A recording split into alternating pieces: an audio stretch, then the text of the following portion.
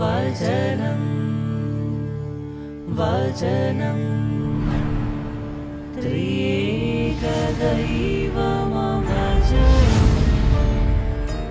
വചനം.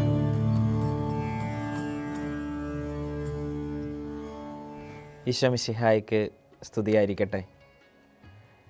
ഇന്ന് കത്തോലിക്കാ സഭ ഈശോയുടെ തിരുശരീര രക്തങ്ങളുടെ തിരുനാൾ ആഘോഷിക്കുകയാണ്. പരിശുദ്ധ പരമ ദിവ്യകാരുണ്യത്തിൻ്റെ തിരുനാൾ.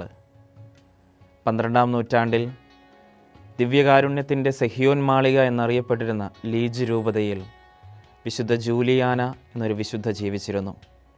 ബാല്യം മുതലേ വിശുദ്ധ കുർബാനയോടുള്ള അതിയായ ഭക്തിയിൽ വളർന്നു വന്ന ഒരു ബാലിക. ദിവ്യകാരുണ്യത്തിൽ നാഥൻ്റെ സാന്നിധ്യം ആഘോഷിക്കണമെന്ന് ആഗ്രഹിച്ചവൾ. ഒരിക്കൽ ഈ വിശുദ്ധയ്ക്ക് ഒരു ദർശനമുണ്ടായി. പൂർണ്ണചന്ദ്രന് നടുവിൽ ഒരു കറുത്ത പാടുള്ള ദർശനം. പൂർണ്ണചന്ദ്രൻ സഭയെ പ്രതിനിധാനം ചെയ്യുന്നു എന്ന് വലിയൊരു ശബ്ദം അവൾ എവിടുന്നോ കേട്ടു. അതിൽ ആ കറുത്ത പാട് ദിവ്യകാരുണ്യത്തിൻ്റെ ആഘോഷത്തെക്കുറിച്ചുള്ളതായിരുന്നു. ഈ ദർശനം ലീജ് രൂപതയുടെ മെത്രാനുമായിട്ടും ജാക്കോസ് പന്തലിയോൺ എന്ന വൈദികനുമായിട്ടും അവൾ പങ്കുവച്ചു. ഇവരുടെ ദർശനത്തിൽ വിശ്വസിച്ച് 1246 ലീജ് രൂപതയിൽ സിനഡ് വിളിച്ചു കൂട്ടുകയും അതിന് തൊട്ടടുത്ത വർഷം തന്നെ ദിവ്യകാരുണ്യ തിരുനാൾ ആഘോഷങ്ങൾക്ക് തുടക്കം കുറിക്കുകയും ചെയ്തു. ഈ കാലഘട്ടത്തിൽ തന്നെ പിയദ്രോ ദ്രപ്രാഗ എന്നൊരു വൈദികന് ദിവ്യകാരുണ്യത്തോടുള്ള സ്നേഹം കുറയുകയും ദിവ്യകാരുണ്യത്തിൽ നമ്മുടെ കർത്താവിൻ്റെ യഥാർത്ഥ സാന്നിധ്യത്തെ സംശയിക്കുകയും ചെയ്തു. 1264 പോൾസനയിലെ വിശുദ്ധ ക്രിസ്റ്റീനായുടെ നാമത്തിലുള്ള ദേവാലയത്തിൽ വിശുദ്ധ കുർബാന അർപ്പിക്കുമ്പോൾ തിരുവോസ്തിയിൽ നിന്ന് രക്തം അൾത്താരയിലെ തുണിയിലേക്കും കുർബാന പീഠത്തിലേക്കും ഒഴുകി. സംഭവമറിഞ്ഞ 4-ാം ഉർബൻ മാർപ്പാപ്പ ഈശോയുടെ രക്തം പുരണ്ട വസ്ത്രങ്ങൾ ഓർവിറ്റോയിലെ പരിശുദ്ധ കന്യകാമറിയത്തിൻ്റെ നാമധേയത്തിലുള്ള ദേവാലയത്തിലേക്ക് കൊണ്ടുചെല്ലുകയും അവിടെ പ്രതിഷ്ഠിക്കുകയും ചെയ്തു. അതിനുശേഷം 1264 ഓഗസ്റ്റ് 11-ാം തീയതി ഉർബൻ മാർപ്പാപ്പ പെന്തക്കൊസ്താ തിരുനാൾ കഴിഞ്ഞു വരുന്ന വ്യാഴാഴ്ച വിശുദ്ധ കുർബാനയുടെ തിരുനാൾ ലത്തീൻ സഭയിൽ എല്ലായിടത്തും ആഘോഷിക്കുവാനായിട്ടുള്ള ഉത്തരവ് പുറപ്പെടുവിച്ചു. സഭയുടെ ചരിത്രത്തിൽ ആദ്യമായിട്ടാണ് ഒരു മാർപ്പാപ്പ തിരുനാൾ പ്രഖ്യാപനം നടത്തുന്നത്.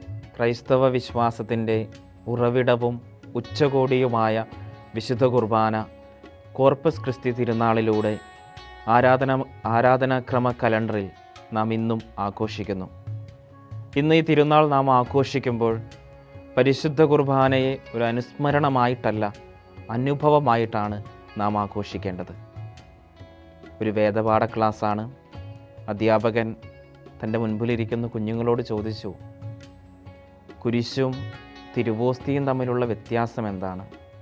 മിടുക്കനായവൻ എഴുന്നേറ്റ് നിന്ന് ഉത്തരം പറഞ്ഞു, കുരിശിൽ നാം ഈശോയെ കാണുന്നുണ്ട്, പക്ഷേ ഈശോ അവിടെ യഥാർത്ഥത്തിലില്ല.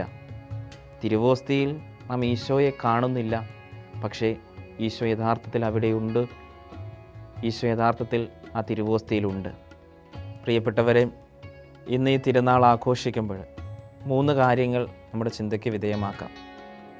ഒന്നാമതായി, കോർപ്പസ് ക്രിസ്തി ക്രിസ്തുവിൻ്റെ രൂപാന്തരപ്പെടുത്തുന്ന ശക്തിയുടെ ആഘോഷമാണ്. യേശു ക്രിസ്തു തൻ്റെ ശരീരരക്തങ്ങൾ വഴിയായി തന്നെ നമുക്ക് നൽകുന്ന കൂദാശയാണ് വിശുദ്ധ കുർബാന അഥവാ ദിവ്യകാരുണ്യം.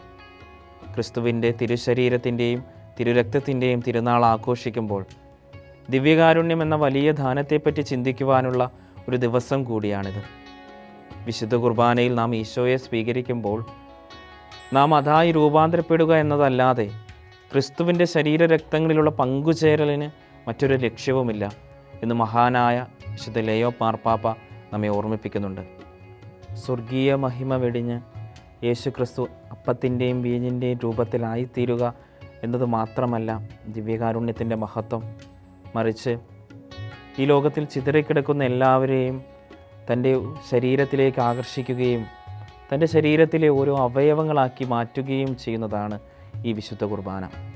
അതുകൊണ്ട് തന്നെ നമ്മെ ഓരോരുത്തരെയും ദൈവോന്മുഖരായി ജീവിക്കുന്നതിനും വിശുദ്ധിയിൽ നമ്മുടെ ജീവിതം കാത്തു സൂക്ഷിക്കുന്നതിനും നമ്മെ പ്രാപ്തരാക്കുന്ന കൂദാശയാണ് വിശുദ്ധ കുർബാന. നമ്മെ സ്വർഗത്തിന് ഉതകുന്ന വിധത്തിൽ രൂപാന്തരപ്പെടുത്തുന്നതാണ് അവൻ്റെ തിരുശരീര രക്തങ്ങൾ. ആ തിരുശരീര രക്തങ്ങൾ ഓരോ തവണ നാം സ്വീകരിക്കുമ്പോഴും വിശുദ്ധിയിൽ വളരുന്നതിന് വേണ്ടി നാം പരിശ്രമിക്കുകയും നമ്മുടെ ആത്മാവിനുള്ള ഭോജനം നൽകുകയുമാണ്. രണ്ടാമതായി, മുറിവേറ്റവനെ പോലെ മുറിയപ്പെടണമെന്നുള്ള ഒരു ഓർമ്മപ്പെടുത്തൽ. എനിക്കായി എൻ്റെ ദൈവം ഏകജാതനെ നൽകുവാൻ തക്കവിധം എന്നെ സ്നേഹിച്ചതുപോലെ എനിക്കായി എൻ്റെ ഈശോ സ്വയം ബലിയായി കുരിശിൽ അർപ്പിച്ചതുപോലെ എനിക്കായി എൻ്റെ ദൈവം ഓരോ ബലിപീഠത്തിലും ഓരോ ദിവസവും മുറിയപ്പെടുന്നത് പോലെ നൽകുവാനും അർപ്പിക്കുവാനും മുറിയുവാനും വിളിക്കപ്പെട്ടവനാണ് ഞാൻ എന്നുള്ള ഒരു ഓർമ്മപ്പെടുത്തലാണ് ഈ തിരുനാൾ നമുക്ക് നൽകുന്നത്. ഇന്ന് ഈ തിരുനാൾ ആഘോഷിക്കുമ്പോൾ പ്രിയപ്പെട്ടവരെ, പിതാവായ ദൈവം എന്നോടുള്ള സ്നേഹത്തെ പ്രതി തൻ്റെ പുത്രനെ നൽകിയതുപോലെ പുത്രനായ ദൈവം എന്നോടുള്ള സ്നേഹത്തെയും ഈ ലോകരക്ഷയ്ക്കും വേണ്ടി സ്വയം ബലിയർപ്പിച്ചതുപോലെ അതേ കർത്താവ് തന്നെ ഓരോ ദിവസവും എന്നോടൊപ്പം വസിക്കുന്നതിന് വേണ്ടി ഒരു ചെറിയ അപ്പക്കഷ്ണമായി ബലിയായി ഇറങ്ങി വന്നതുപോലെ ഇത്ര ചെറുതാകുവാനായിട്ട് നമുക്ക് ഇത്ര ചെറുതാകുവാനും മുറിയപ്പെടുവാനും നമുക്ക് ഓരോരുത്തർക്കും സാധിക്കുന്നുണ്ടോ എന്ന് നാം ഒന്ന് പരിചിന്തനം ചെയ്യണം. മൂന്നാമതായിട്ട്, വിശുദ്ധ കുർബാന ദൈവത്തെ കണ്ടുമുട്ടുന്ന ഇടമാണ്. എമ്മാവൂസിലേക്ക് പോയ ശിഷ്യന്മാരെ പോലെ ഞങ്ങൾ കർത്താവിനെ കണ്ടു എന്ന് പ്രഖ്യാപിക്കുവാൻ കഴിയുന്ന തരത്തിലുള്ള വിശ്വാസത്തിലേക്ക് നാം വളരണം.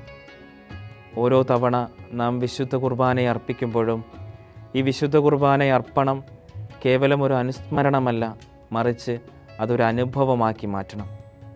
ആ അനുഭവത്തിൻ്റെ വെളിച്ചത്തിലാണ് നമ്മുടെ ജീവിതങ്ങളൊക്കെ അത്ഭുതങ്ങളായിട്ട് മാറുന്നത്. പ്രിയപ്പെട്ടവരെ, നമ്മോടുള്ള സ്നേഹത്തിൻ്റെ പാരമ്യം പ്രകടമാക്കിക്കൊണ്ട് അവനൊരു അപ്പത്തിൻ്റെ രൂപം സ്വീകരിച്ച് നമ്മുടെ ഉള്ളിലേക്ക് ഇറങ്ങി വരുമ്പോൾ ദൈവത്തെ കണ്ടുമുട്ടുന്ന ഇടമായി മാറട്ടെ ഓരോ ബലിയർപ്പണ വേദിയും. ദൈവത്തെ കൊണ്ടു നടക്കുന്ന മനസ്സുകളാകട്ടെ നമ്മുടെ ഹൃദയങ്ങൾ. ദൈവത്തെ കൊണ്ടു നടക്കുന്ന ജീവിതങ്ങളാകട്ടെ നമ്മുടേതെല്ലാം. ഇങ്ങനെ പറഞ്ഞ് അവസാനിപ്പിക്കാം. Where the mass ends, our life begins.